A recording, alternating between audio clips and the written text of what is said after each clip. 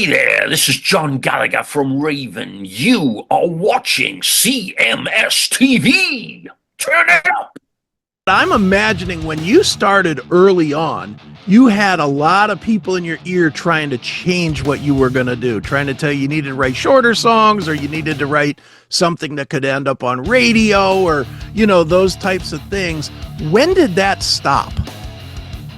There was the part where that happened probably most, the period was probably around the MTV, the early MTV days when videos were everything. Everyone was spending thousands and thousands of dollars on videos, and then you had to get the hit song that would get on the video on MTV and then therefore the radio.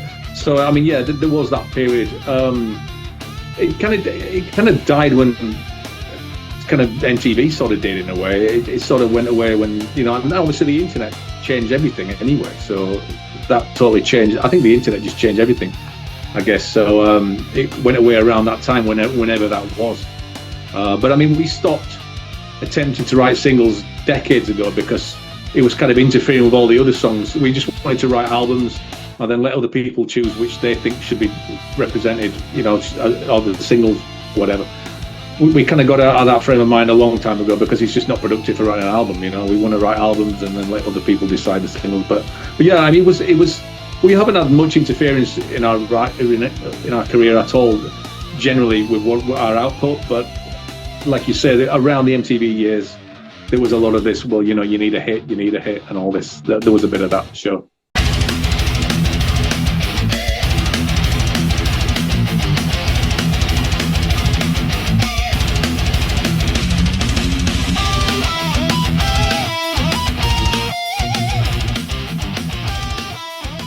Chris Akin Presents. I, of course, am Chris Akin, and today on the show, we are about to bring in some misery for you folks.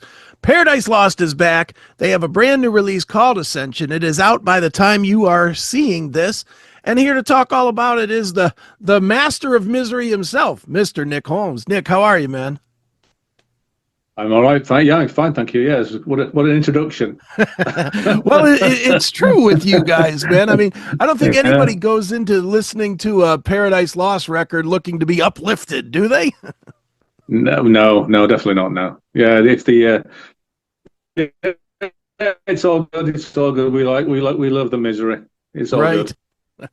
Definitely. Well, man, you in the press anyway have said that people could expect even more misery to be brought than past records. And I'm gonna be honest, when I read that, I didn't believe it.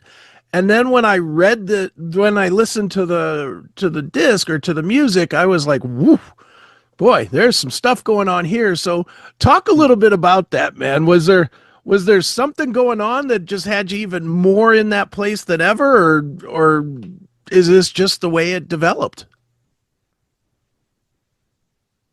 It's just the way it developed. I mean, we had 5 years since the last album, and we like that. It's just the type of music we like to listen to. We are fans of this kind of music. I mean, that we kind of try and outdo ourselves, out misery ourselves every time. I mean, we find that this kind of music uplifting. As opposed to happy music, which makes us feel genuinely depressed, which is a completely different feeling. So, but yeah, it's each album we do is pretty much represents where we are at that time and what we're into, and this album is no exception, really. Sure. When you guys are writing music, Nick, do you ever do you or anybody in the band ever go, nah, that's not dark enough? Like you have something you're like, that riff's a little too up, or that's, do you ever have that? Constantly. Yeah. It's that's one of the most common things. It sounds too, that's a regular feature in our writing process for sure, definitely. Right on, man. Well, man, let's dig into Ascension, man. Obviously the album title itself is a powerful statement about striving for a better place, knowing basically that the only reward you're going to get is to die. I mean, it's pretty dark. Where does this theme come from? And really, where do all the themes come from? I mean, are you outside of just writing music, are you a big reader, or do you watch a lot of movies to kind of help you develop ideas, or what? I watch a lot of movies, I do. But I mean, I don't read as much as I would like, but I do. I mean, it's for me, it's about I kind of write. I just write about my, my observations on life, my observations on what makes people tick, what they like, what they don't like, why they have such good luck, why they have such bad luck, um, human nature, how people deal with situations, positive situations, negative situations, how they deal with death, births, marriages, divorces, all these things. I write. They kind of go in the melting pot, and I just kind of write down not necessarily full songs about specific subjects. I can write a paragraph or the verse about one thing, slightly tweak on the second line. So but I mean, it's always for me, songs are always about just sentences that kind of like the sound of the sentences. I like the sound of the words. I like very strong song titles, very negative song titles. I find I enjoy. So it's just basically the kind of stuff I like to read, as is the music, I guess. So it's all kind of comes together for the whole ensemble, I guess. Sure. Now, how did it come together this time? Do you, and really probably every time, but certainly for Ascension, do you write to a riff, or are you constantly writing lyrics and then looking for music to fit them to?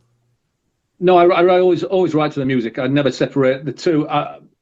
I've kind of toyed with that idea of just writing to see how it comes up, but I like to write to music because it's how it makes me feel, and how certain words sound in certain parts of the songs, and etc. So but I wrote all the lyrics at the end of the writing process, as opposed to usually I write them as we go along. But I wrote everything at the end, which was kind of stressful because we didn't have a massive amount of time.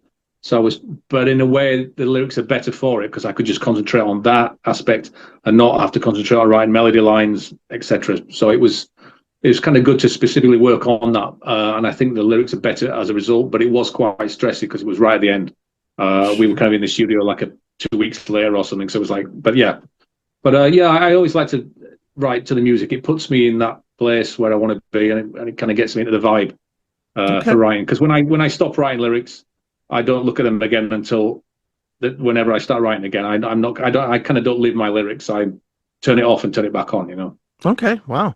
You're one of the few that does that. Almost every musician I ever speak to, whether they're a guitar player or a singer or whatnot, they always tell me about how their phone is loaded with ideas, that there's 4,000 ideas. I do have ideas, but I don't actually write anything. I mean, song titles. I've got hundreds of song titles on my phone for sure. And then if I hear a sentence, think, oh, that'll make a nice. There's snippets, but it's not really like I'm kind of, all right, I want to go and write a verse. I don't work like that. I'll go, okay, well, next time it's on my phone. Okay, let's see what I can do with that. So there's a time and a place for it. I kind of don't live in the lyrics 24 hours in that respect.